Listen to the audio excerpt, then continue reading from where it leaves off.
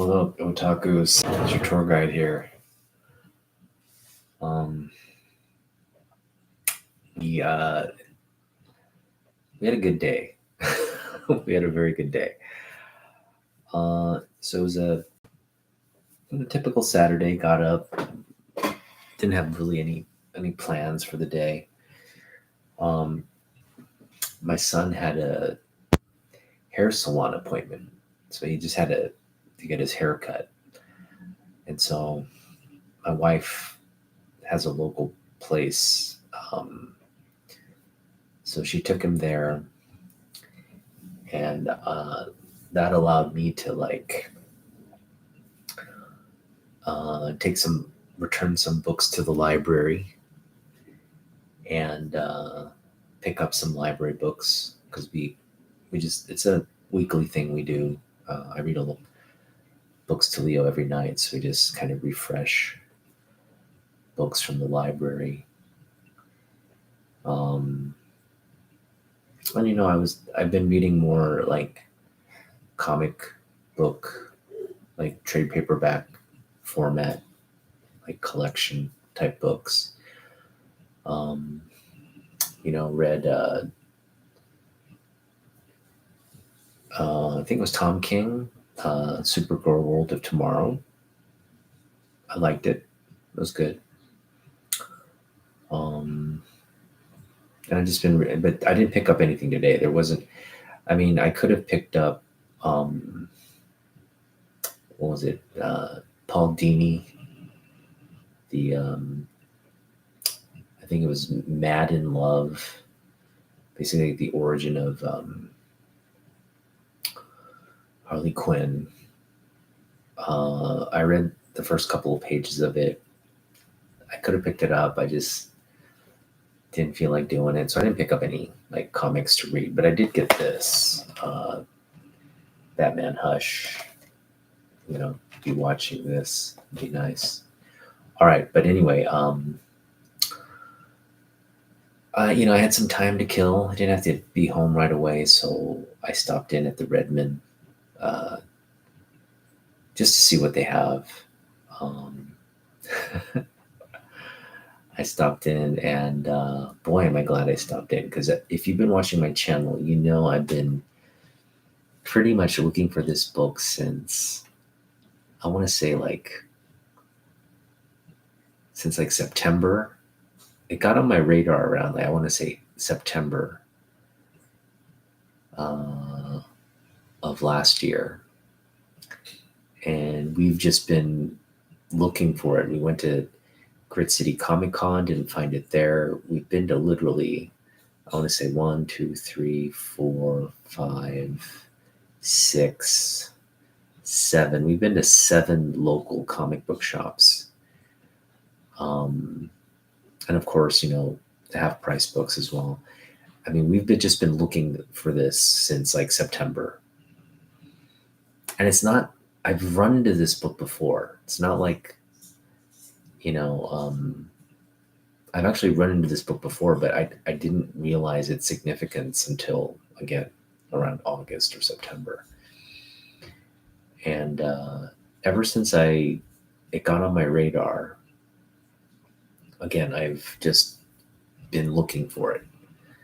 Now, I could have bought it online. I think the cheapest I could have gotten online was like $7, shipped, something like that. Yeah, around $8. What's up, Miss So? How you doing?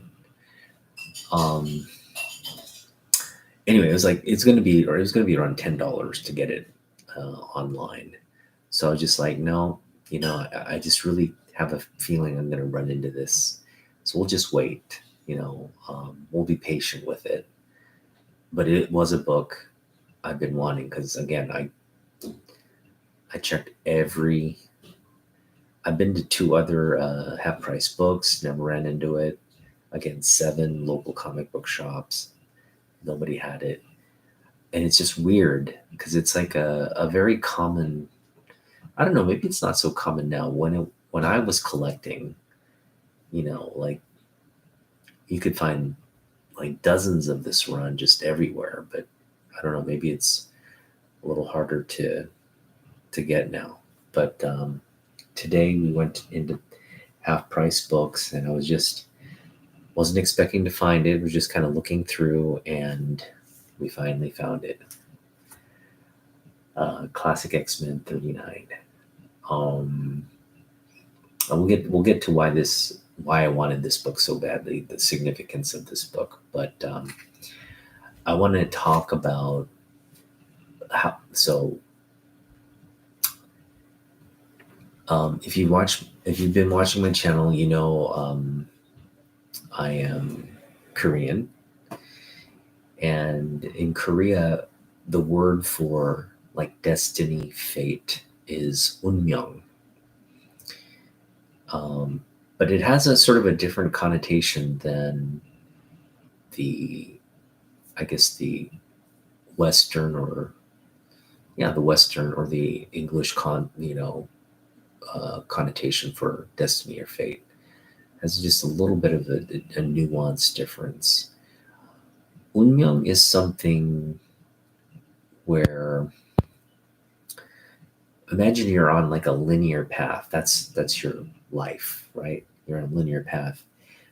Unmyeong is when something or someone, their path crosses your path, and it creates a new sort of, it not only intersects, it joins, and that's like Unmyeong. It becomes a part of you, a part of your life. Like you're both impacted by that moment. And I guess it has, you could say destiny, fate, those things kind of have the same meaning or connotation, but the Korean meaning of the word is a very sort of like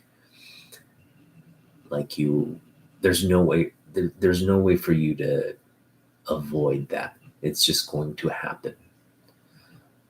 Like you have no control over it whatsoever. Now,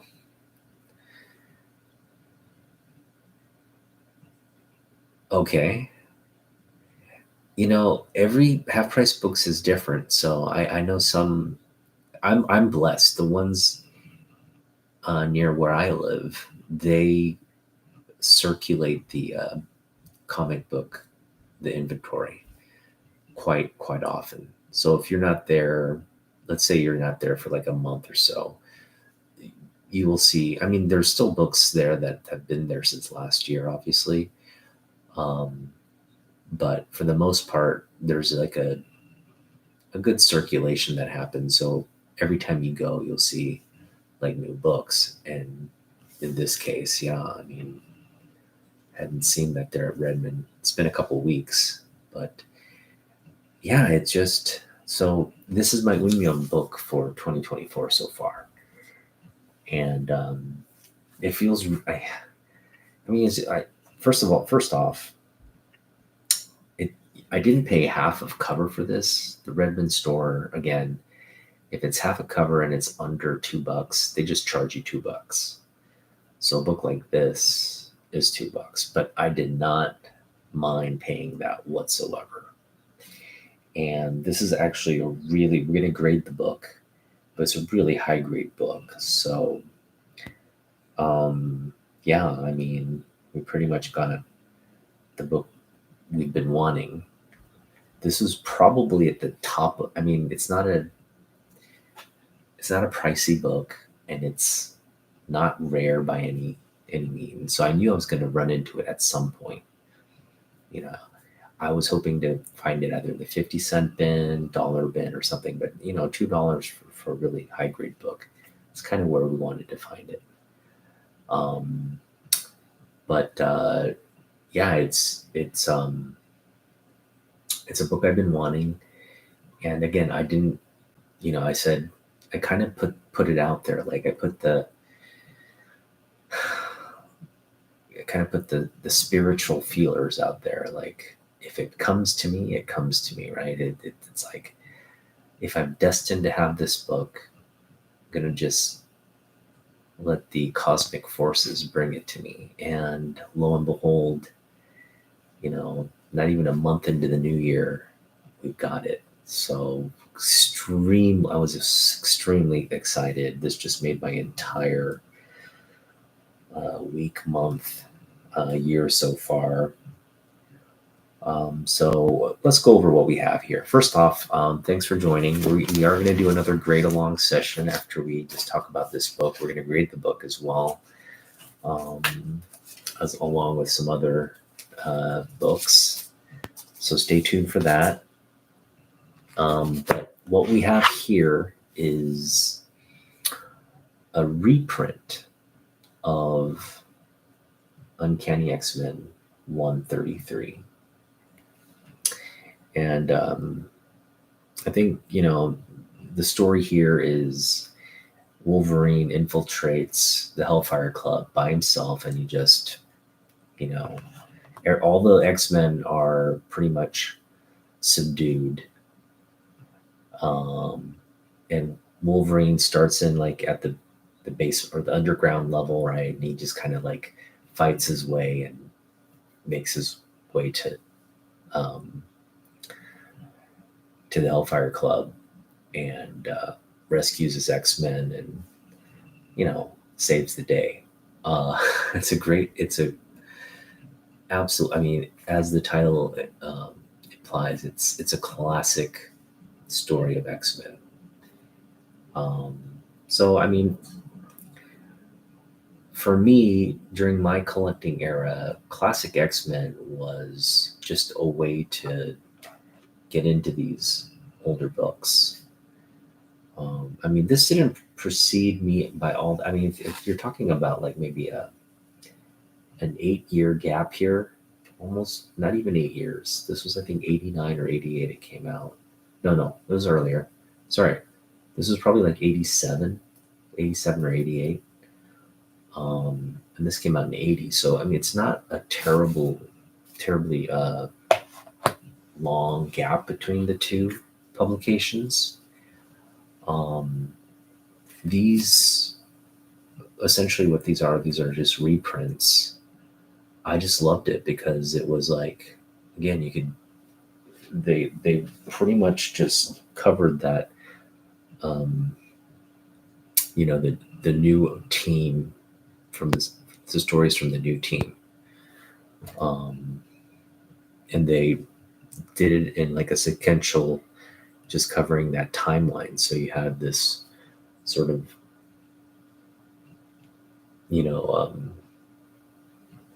introduction of the entire kind of run, the Cockrum Byrne Claremont run. And it was great.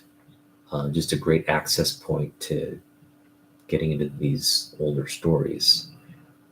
But one cool thing about these is they had that reprint story, and they also had a second story, which was something related to this event, that added a little bit more like context or layering to this original story. And that's why this book is really important. The second story in this book is, I think it's called Briggs Land, and it's written by Ann Nesenti, and the art is by Jim Lee, pencils by Jim Lee, and inked by Joe Rubenstein. So it's a very critical book for a Jim Lee collector. And we're going to take a look at that art. And again, this was in 1989. So, Jim's kind of at the peak there well, he's gaining that reputation. He's doing X-Men. He's, contributing all around to different titles at Marvel. He's a rising star. By 1989, he's kind of there as a rising star, getting a lot of recognition. So what we're going to do now is we're going to grade this book, and then we're going to get into grading my other books as well. And we're just going to have a good time. Just talk about stuff. And we'll get into it. And like I said, after I, sign off, I'm gonna start watching Batman Hush. We can talk about Hush and Jim Lee's contribution to that as well. That he was the artist that created that. All right, so we're just gonna kind of dip down here. There we go. I'm gonna take this book out. Now, again,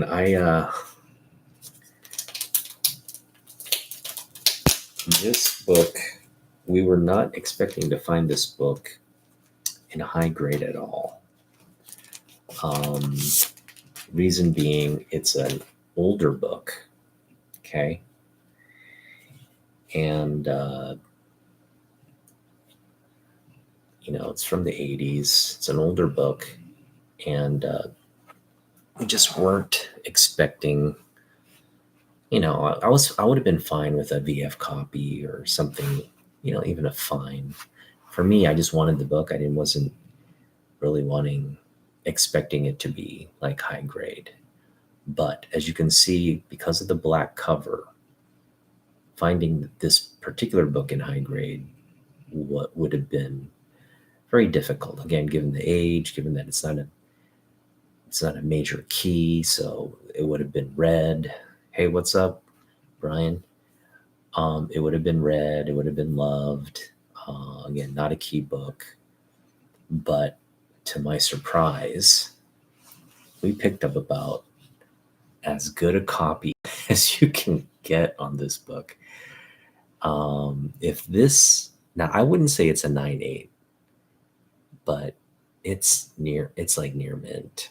I mean, like I'll even show it to you in the light. You know how generally in the light you see like wrinkles and stuff? This is just, the spine is really clean.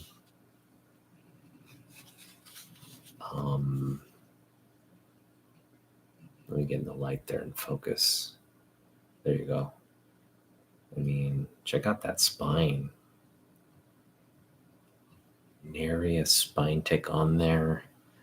It's in the corners. You saw the corners. Corners are just so freaking sharp. So, we've got a very high grade book. I'm going to turn it over just to see, but yeah, it's flawless on the back as well.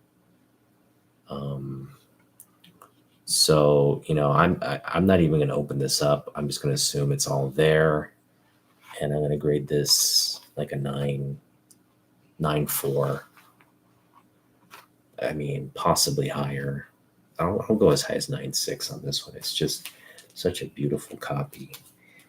So yeah, we really lucked out on a book we've been wanting. Oh, wait, I did promise you a peek in the interior, and I'm curious as well. So we will kind of, open it up to peek. Now, for those of you who have this book and who've read it, you probably are aware.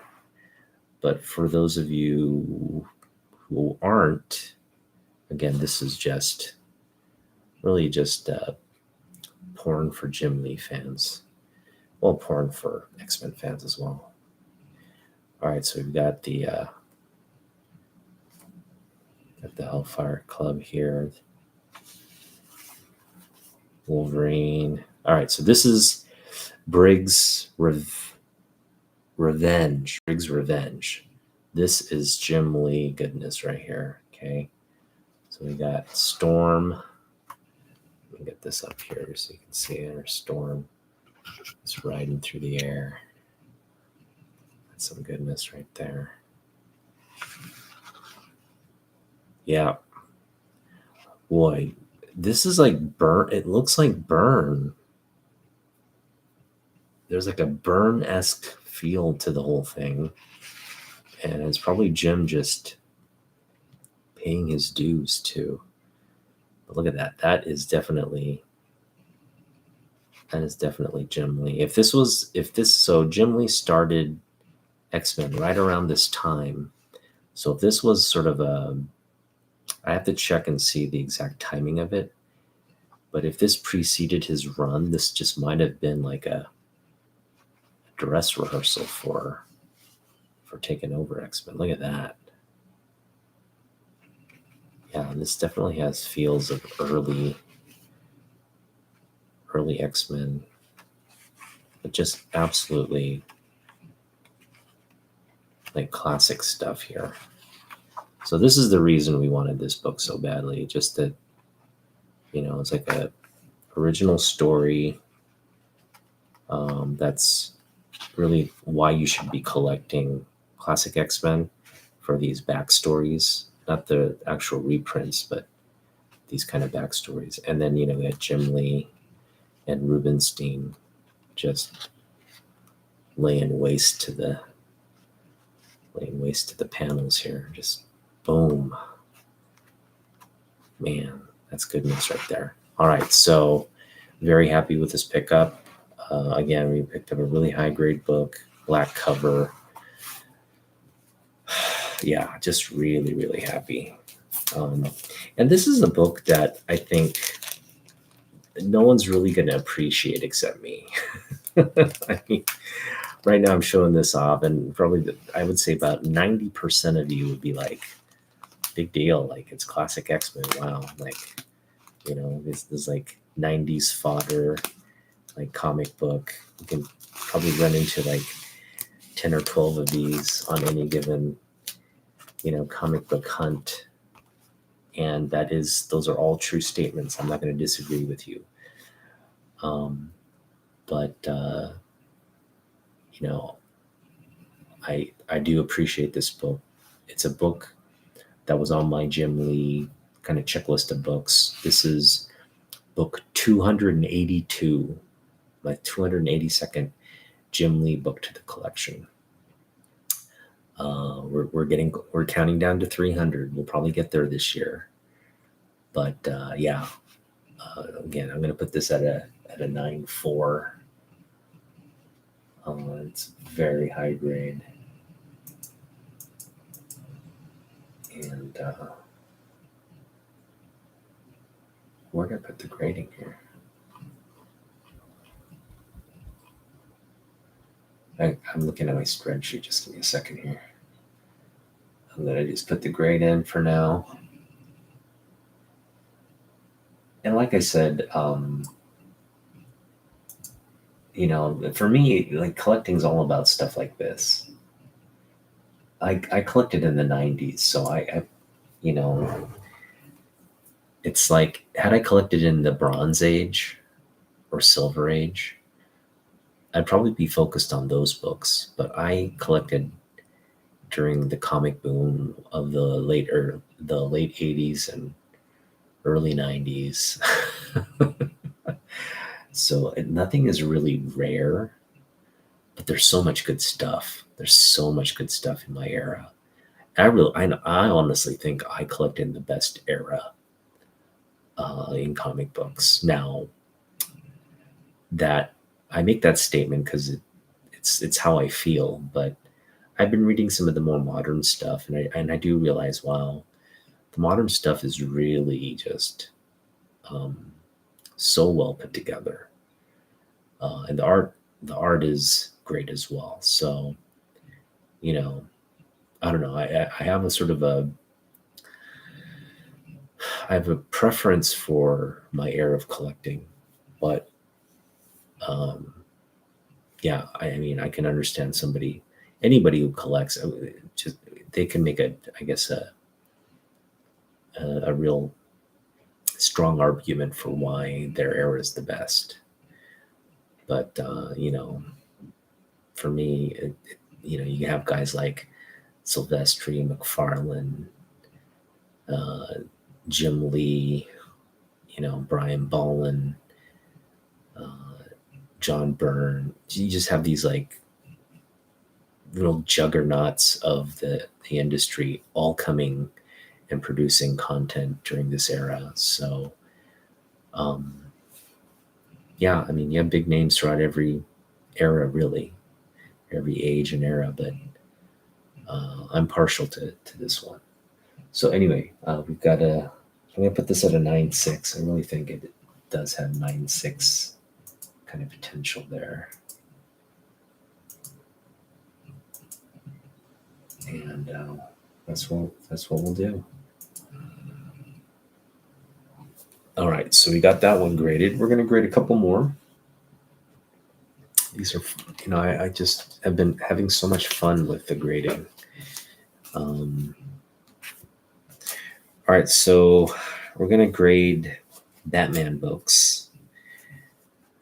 I collect Batman, but I've been kind of sacrificing Batman. Like, we're having to make space. So I'm really just keeping the Batmans that are key. Obviously, anything Neil Adams or artists that we collect, those are like books that are going to stay. Some of the other key Batman books I have in my collection, we've just taken them out of the core PC. They're still books I love and would love to hang on to and collect, but because there's a space issue, Batman's been a title that I think we've had to just come to terms with. Like, look, we're not going to collect the entire run of Batman or anything like that. So we've just got to really be focused on that, real key books that we feel like we want to have representing our Batman collection. But at the end of the day, if, ultimately my collection is going to be overrun with Jim Lee books, we can sacrifice a few titles of Batman. So we're not focused on picking up Batman unless they're real key books by people I collect. And this is one of them. This is a Neil Adams cover, and as you can see, it's a really bent up. It's sort of a beat up, bent up. This sort of book long crease down the middle. We're putting this automatically at like I want to say that it's going to be a 3.0, if that. It's got a lot of spine wear, as you can see. So there's, we're going to open it up and see what else is impacting this book here.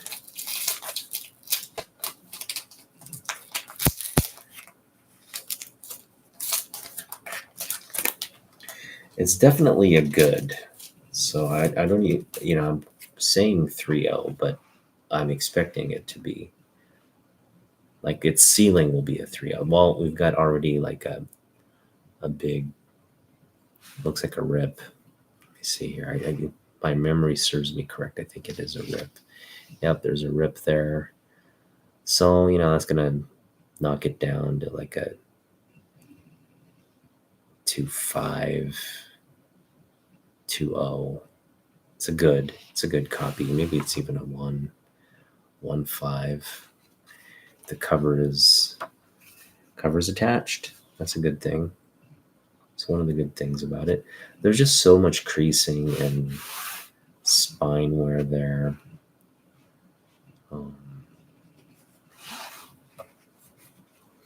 Let's take a look at some of this artwork here.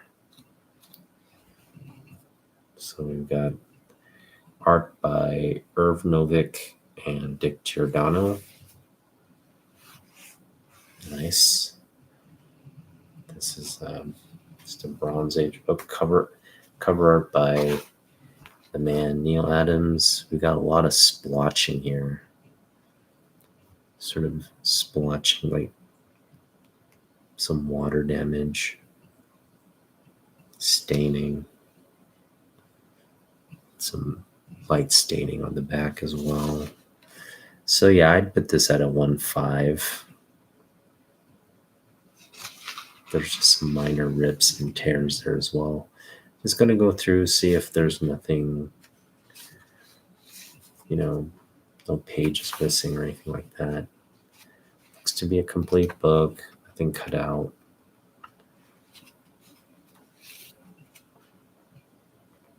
Yeah. So, yeah, I'd put this at a solid 1.5. There's just an accumulation of, I mean, that's a major issue right there, that tear. So, and there's that crease there is a major issue as well. Spine, you could say it's a major issue. So yeah, I'll put this at a 1.5. I think that's a fair grade to put this at. It still, even at a 1.5, it looks great just in terms of the cover. So I'm happy to keep this in my collection. If we run across a better grade at some point, we may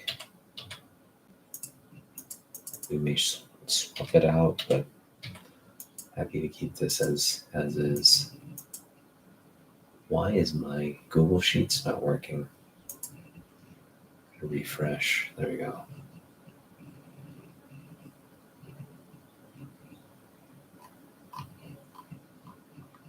All right, so this is Batman 219.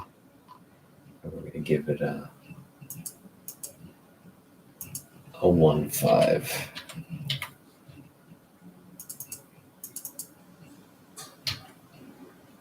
I know why. It's my keyboard seems to be disconnected. Let's try that.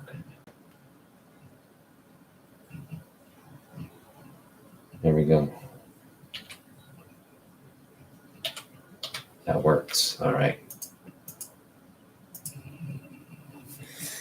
All right, so this is going to go back in the bag. Let me know your thoughts. I call this a grade along. What would you grade this one at? Yeah. I have to be very slick. I just don't want to have. Right? Yeah, I mean, this one, it's aged somewhat. Just it was obviously red and kind of mishandled. But still, I think for having in a collection, I think it meets the criteria. And just love this Neil Adams cover. Such a classic cover there. Batman falling out of a plane. You got the Capitol building there. Nice. All right. So 1.5 on that one. We got some more books here.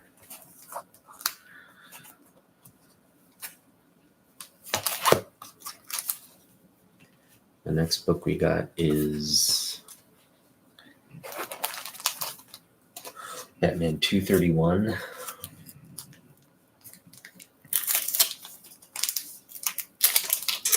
Just off the looks of this, I'm going to put this closer to mid-grade, but we won't know till we yeah, as is like a 4.0, I'm thinking. There's it's a dark cover, so everything's just gonna pop on here. So you got that corner crease right there.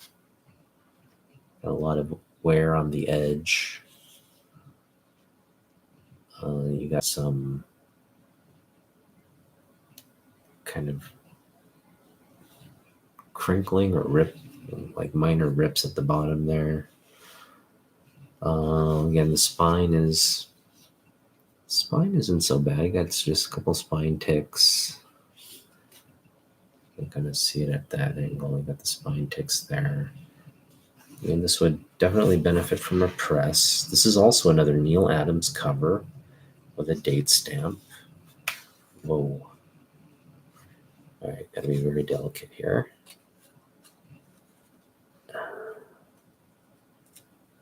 No, what's going on? Yeah. Did I rip apart the cover there? No. Okay, thank goodness. It's not looking good though. I'm gonna turn it back around, give you a kind of a peek on the inside. Just got kind of stuck here at the corner. Oh, who do we got on this book? They're not going to give it to us right away, are they?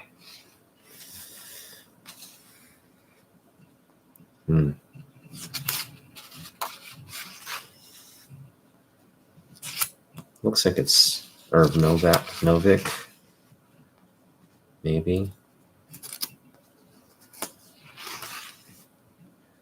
So all the pages here, they kind of had to get unstuck.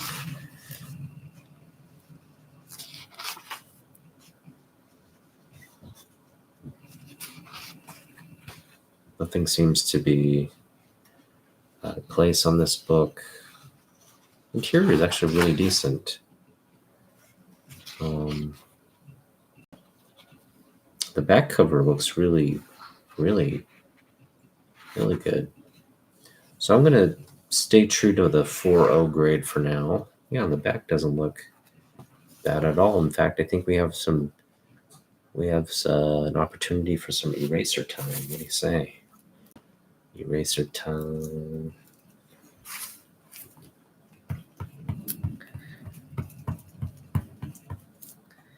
There we go. All right. Just gonna hold the book down here. Actually, what I should do is just wipe it clean here. Gonna do some.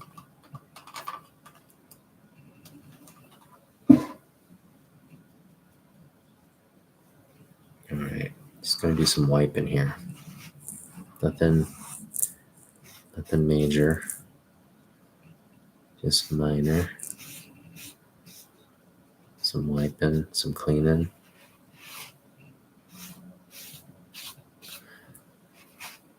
There's some splotching here. Hopefully this just light wipe's gonna resolve that. The book's actually in pretty decent shape. Pretty decent shape, in my view. Where we're gonna try to improve is just along this spine here. Just do some eraser time there and just get that spine looking a little spiffier.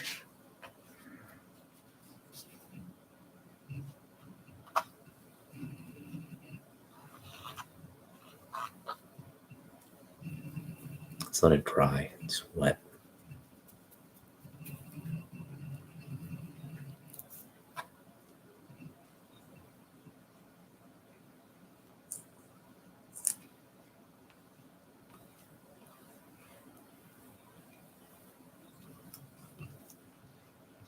So, Heyman, so anything in the news that you're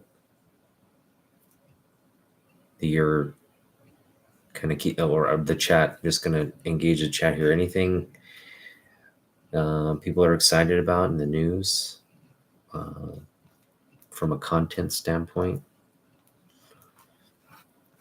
There's so much stuff like in the works, and I think the biggest thing people are focused on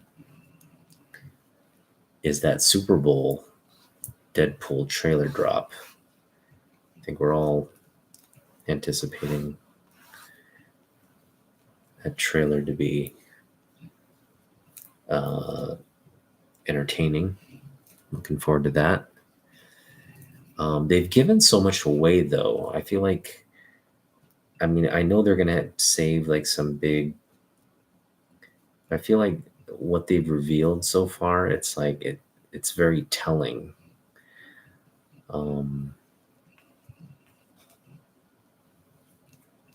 They've, we already know the fight scene's somewhat anticlimactic.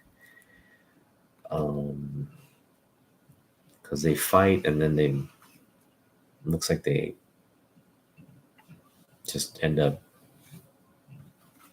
you know, becoming allies again. So that's just giving a little too much away. All right, yeah. So I'm going to put this at a 3.5. Because there's just a lot of like small issues with the book. And again, with the press, I don't think it would necessarily improve those. I mean, it could improve it a little bit. I guess it could get it to a 4.0 if we could smooth that edge out. But as is, yeah, there's that no major creasing, just like there's small creasing up here, some minor spine ticks, and there's like just like some, it's like a rip, like a minor rip there. So let me know what you think. I think 3.5 is too harsh. Might be closer to a 4.0. Yeah, I'm gonna put it in that 3.5 4.0 range. But because it presents so well, I think I'll bump it up to a 4.0. I think with the press, it'd be a solid 4 anyway. So we're going 4.0 on this one. Now, you know, this is this again is a Neil Adams cover, like I mentioned. It's a funny cover though, because you have this guy here who has a gun and he's, it's like Batman's sneaking up on him and he sees Batman with his fingers, but his gun is pointing the wrong way. It doesn't really, and like, I don't think they thought out this story all that well. I don't know, maybe there's something more to this story. It just not, doesn't seem like it's well planned.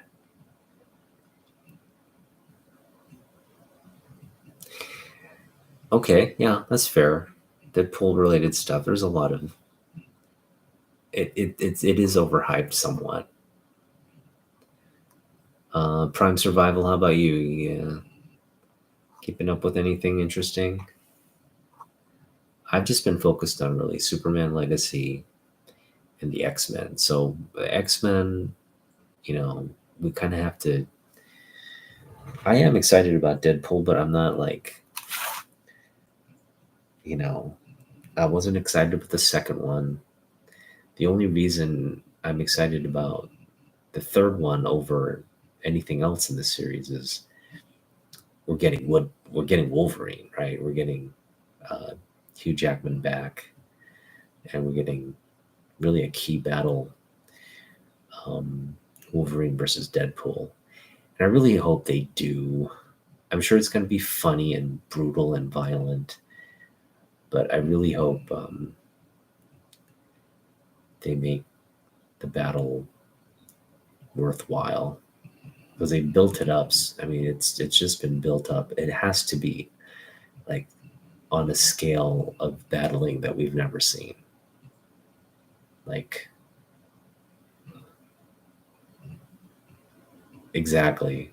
Well, Hugh Jackman is our generation. It's kind of like, Christopher Reeve is the quintessential Superman, right? There's not going to be anybody to come in and fill Christopher Reeve's shoes to play Superman. And I feel that's the same. It's the same way with Hugh Jackman. The only difference is, well, we've just had Hugh Jackman for a lot longer. We've had 20 years of Hugh Jackman, whereas we only got like a decade of Christopher Reeve playing the character. But essentially the same kind of thing. Like, they've set such a high bar. I mean, it's really hard to imagine anybody coming in and basically anybody who plays Wolverine from this point forward is going to be compared to Hugh Jackman in a bad way. Like they're just going to be like, he's no Jackman.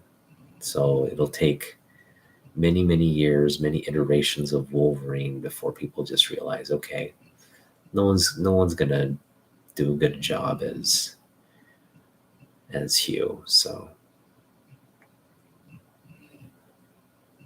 okay, Henry Cavill as Superman. Yeah, Henry Cavill was a great Superman. Um, I don't know. The only thing that bothered Henry Cavill as Superman was great, but when he played Clark Kent, there was not much of a transformation there. It's like you could tell he's not fooling anybody, right? If you put glasses on Henry Cavill, it's like you're not fooling anyone. So I think I would have liked to see more of that transformation, to where it just made you think, yeah, that's why Christopher Reeves was fantastic. He really kind of like changed everything because he was playing a meek, mild-mannered character, and so he like physically distorted his body, changed his voice up. They really transformed him to where you like, oh, okay, there's a big difference. How could this guy be that guy? Whereas like Cavill, it's like they didn't really focus on that.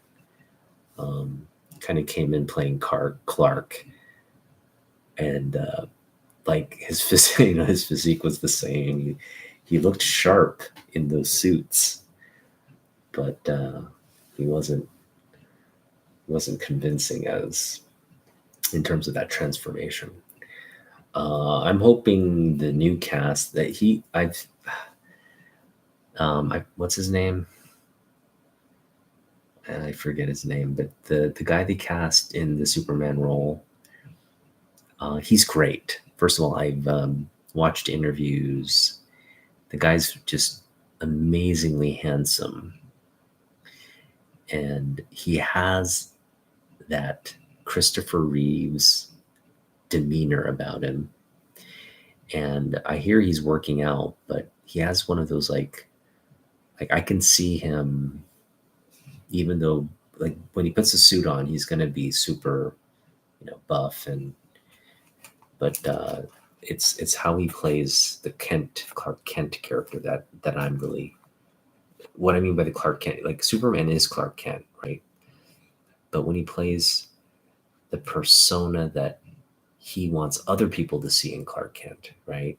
He's not, so Clark Kent to other people outside of his inner circle is a character. He's playing a character.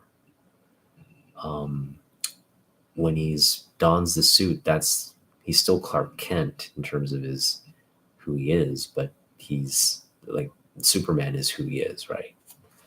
So like understanding that nuance is key to playing this character, and you have to see it on screen. Like it has to be, like everything needs to be somewhat exaggerated when he's in the office interacting with his coworkers and colleagues, and like and that's what I loved about,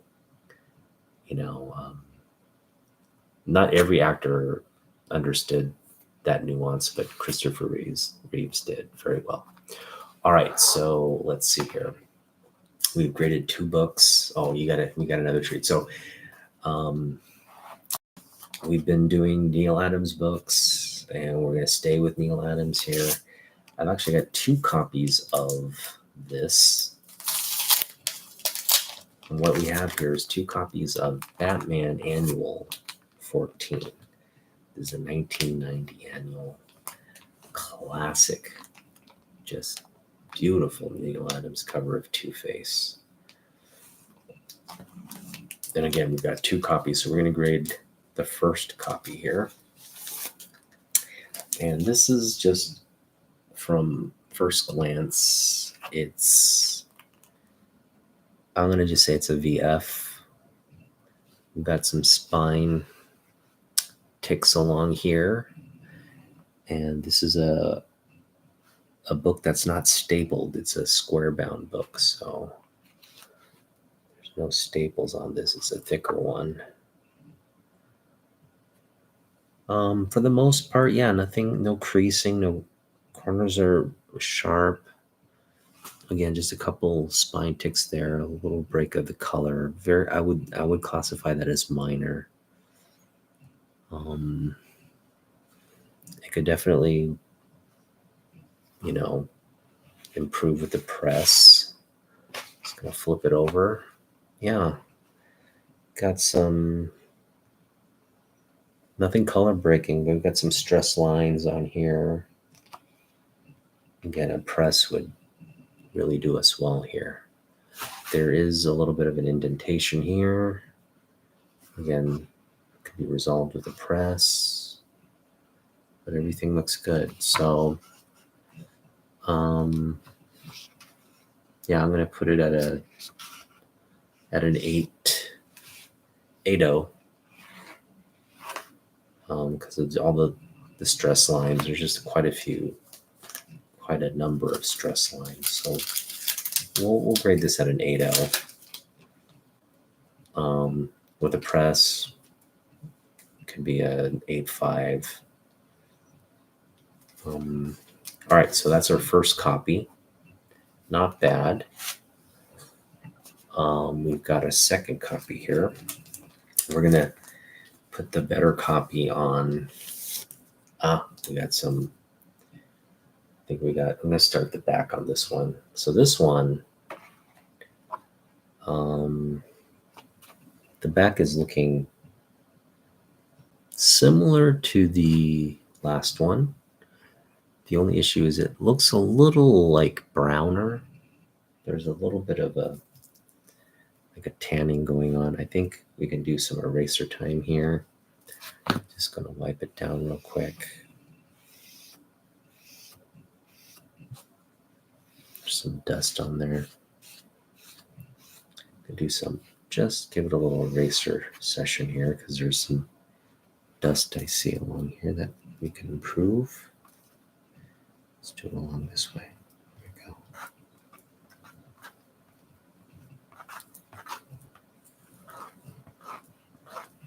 There we go.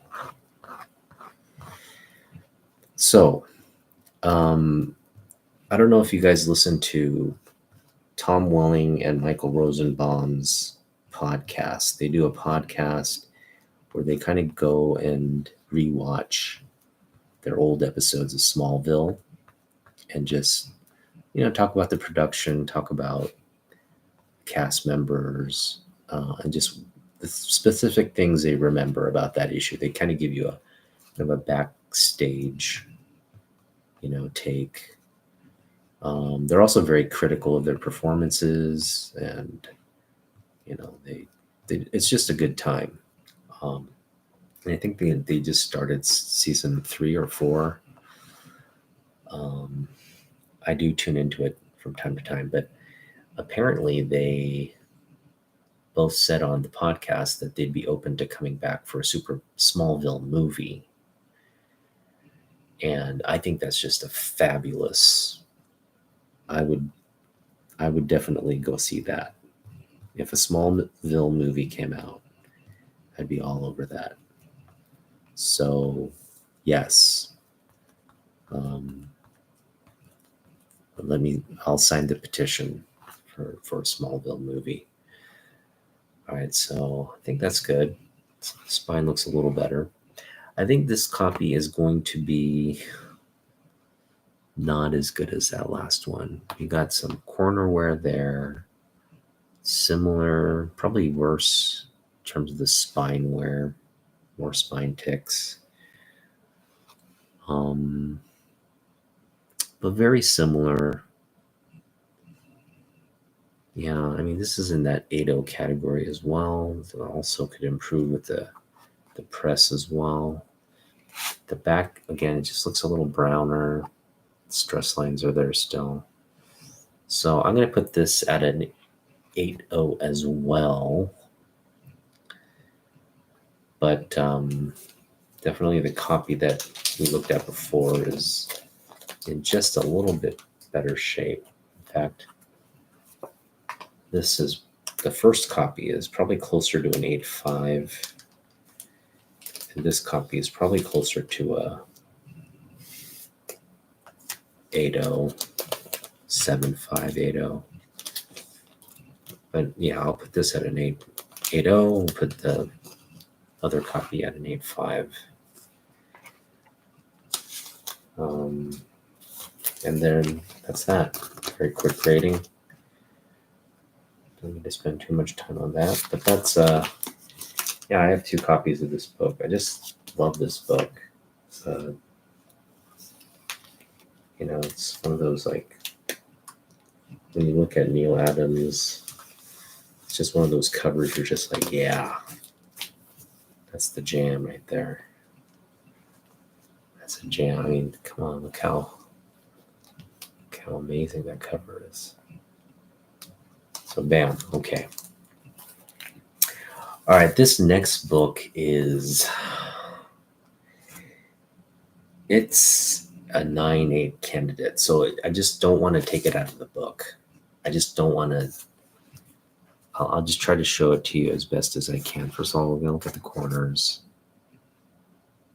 As you can see, very sharp. Another sharp corner.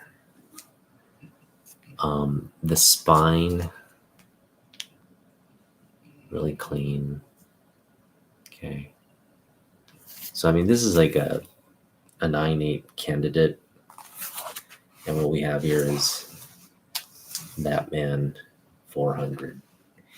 And I'm a sucker for stuff like this, like anniversary issues where just people get to, you know, I love anniversary issues. Anytime you're like celebrating the longevity of something is amazing. So we've got this incredible Bill Sienkiewicz cover. Okay.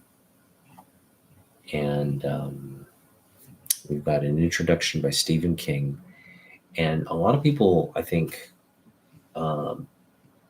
maybe a lot of people do have heard the story, but what people don't realize is Stephen King almost never became the best-selling author of horror fiction because he applied for a job at DC. He reached out to Marv Wolfman, and Marv Wolfman never got the letter. But had he gotten the letter, who knows? Maybe Wolfman would say, "Hey, yeah, sure, come in. We could use a good writer on the team." And if Stephen King had started writing, I mean, Stephen King would have been like a best-selling comic book writer, hands down. You know, had he poured his energies into writing comic books, he would have been one of the top in the comic book game. But then we would have never, I mean, he would have had to tone down his writing for books like Batman and, DC. And we would have never gotten books like The Shining, Cujo, Carrie, all the just incredibly amazing classics. I mean, his entire bibliography of books is, I mean, it just is astounding. I think my favorite books by him are Misery, The Shining. I mean, there's so many good ones, but Misery, The Shining. It is good, but it is long, and there's just some disturbing things going on in it. So, I mean, I liked it, but it's not one of my favorite. The Dark Tower series for sure. Yeah, The Dark Tower, Misery, Shining. I'd put those 3 up near my top. And yeah, if you watched Misery the movie, I never watched it, but it can't be as good as the book. There's no way it can be good as the book. So I would just go and read the book. Now I love Carrie. I think who's the actress Carrie Bates who played. Or sorry, Kathy Bates. No, that's the character in the book. I think the actress who plays Kathy Bates. Um, she does a great job, but I'm just saying like there are things in the book that they just can't bring to the movie. So um, you just got to read that book. Yeah, there's just some things like like the movie's a movie, it's great, but the book's just going to be better. I think that applies to Stephen King. You just can't get the same descriptions, and yeah, it's just better to read the book. I think in most cases it's better to read the book. Like in only in a few circumstances is the movie going to be better. I feel like it doesn't apply to Stephen King stuff because I've watched a lot of the movies based on his books and they're just never as good. So there you go. All right. Yeah, I heard it was terrible. It looked, I mean, how can you cram seven volumes into a 2 hour movie? It was it was doomed to fail. Though I do have hopes for the Dark Tower. They're bringing it to, I think, Netflix or somewhere.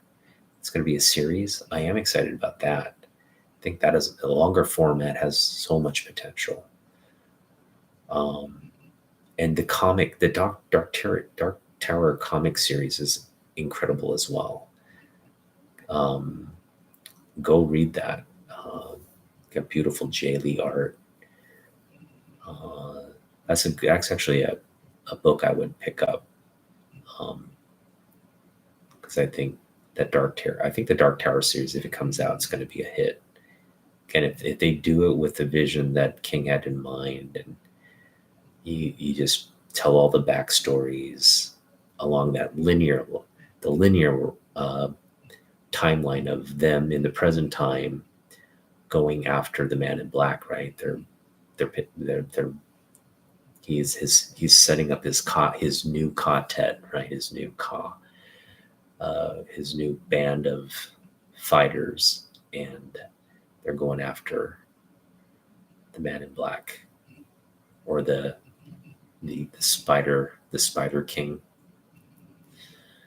But yeah, it's good stuff. But yeah, let me get back to so along with Stephen King, you've got a story written by Doug Mensch, but the story is fragmented. So they basically have like a page by a specific artist, and they just have a lot of different artists contributing to this story. Uh, Again, one page, a couple pages or whatever, just everybody contributing. And they also have just a lot of interior, sort of like pinup artwork in this book. Who are some of these latter artists that you see, but a lot of contribution um, in this book. And it's just an amazing kind of anniversary issue.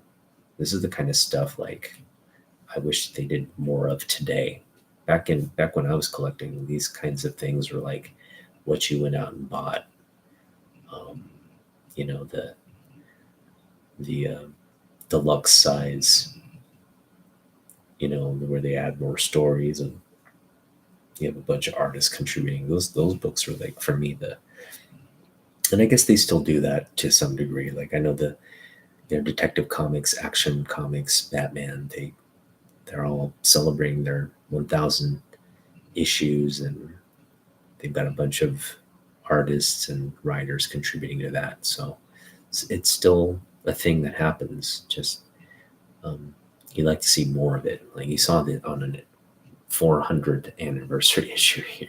It's like, yeah, you don't see that all that often these days. All right, so yeah, this is a 9.8 copy. I mean, it's just high grade. if it's not a 9.8, it's like a 9.6. It's in that area. So I'm gonna grade it. I'm gonna give it my grade. I think in my opinion, this is a 9.8. So I'm gonna just post it as a 9.8. Again, one of my favorite books in the collection for Batman. I think this is one because of the grade and because it's my era of collecting. Such a great cover as well. Just one I'm gonna keep in the collection. All right, so I think that does it for us in terms of grading. We had an 8.0, an 8.5, a 9.8, a 4.0, and a 1.5, along with a 9.6, 9.6, could be a 9.8. I'll go 9.6 on this Oonmyoung book. My Oonmyoung book with the haul. It's only one. I only picked up one book. It's a one-book haul. But man, is it a nice edition. Got some Jim Lee original interior story and work. I'm gonna look this up real quick. Just so this is 89 November. 89 November, Classic X-Men. So this is technically after his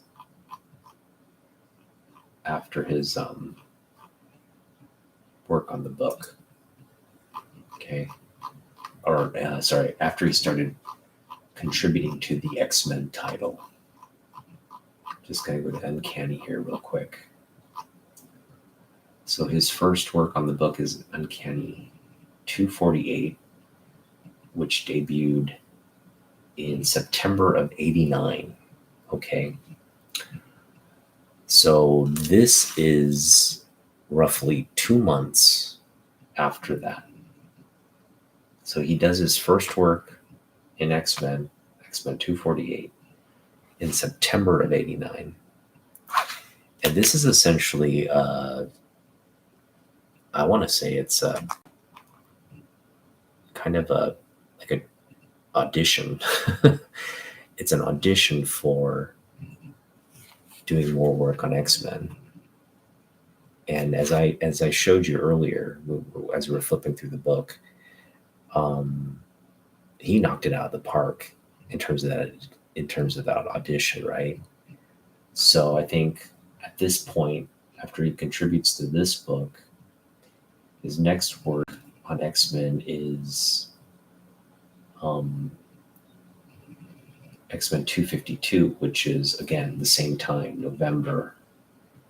And this is when after 252, he comes back on 256,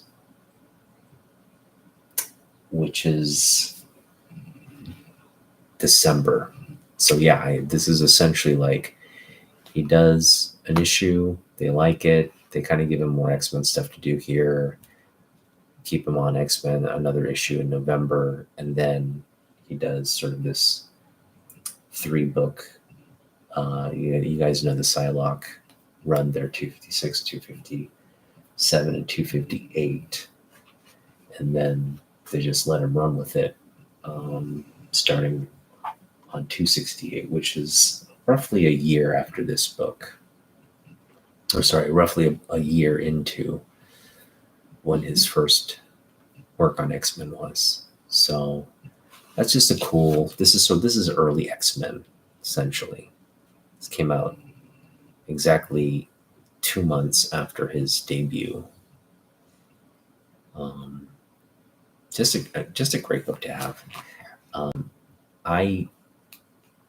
I would love to collect this, the first 100 issues of Classic X-Men. I just love to have that because this is definitely a book I was buying and reading back in the day. And I knew there were reprints, right, when I was reading it, but it was just so, like, I love the Byrne Claremont. So it's not like I can go back and buy those because they were at that point, like um, higher price books. Even back then, they were higher price books. And yeah, just picking these up, it was fun because again, you got two stories. You got the great classic story along with sort of an original um, additional story that added context to the entire. You also had like pages within the original story that added context to the story or added more depth to the story. So yeah, give classic X-Men some love. It's definitely, if you're an X-Men fan, it's definitely worth picking up. Um, yeah, especially if you can't pick up the original Byrne Claremont stories. This is just good stuff to have around to either as just enjoying to read. I would say if you want to pick this up, it's to pick up as reader copies and just enjoying comic books because that's what this is. It's just an enjoyable read. Um, Classic X-Men stories. Just can't do worse than that. All right. That's gonna do it for me. What I'm gonna do now is I'm gonna kind of sign off and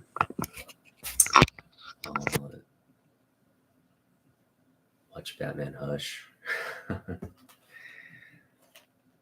Get this going and call it a night. So thanks for hanging out with me, Miss So, and everybody else who joined in. Prime Survival, Brian LCS. Appreciate you guys. And yeah, I'm going to continue to grade books, until we have pretty much every book in my collection have an idea where the grade stands.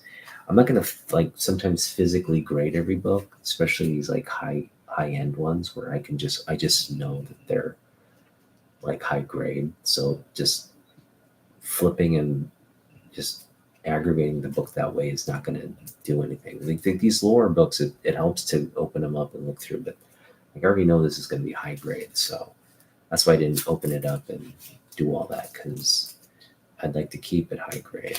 So just know if I've already kind of determined, yeah, this is like in the 9.6, 9.8 category, I'm not going to take it out and flip through it and do all that. But the lower grade books I will, just so we can really accurate, especially the lower grades. I really want to kind of get a sense of like that 1.5, right? I always had it kind of like, is it a 2.0, 2.5, 3? Kind of like there was like a gray area, like where it landed on low grade. But I think we can confidently say it's a 1.5, 2.0 at best. But I'd like to be more conservative on the lower grades, and that's fine. 1.5 in the collection's fine as long as it's like presenting well. That's the main thing for me. It has to present well.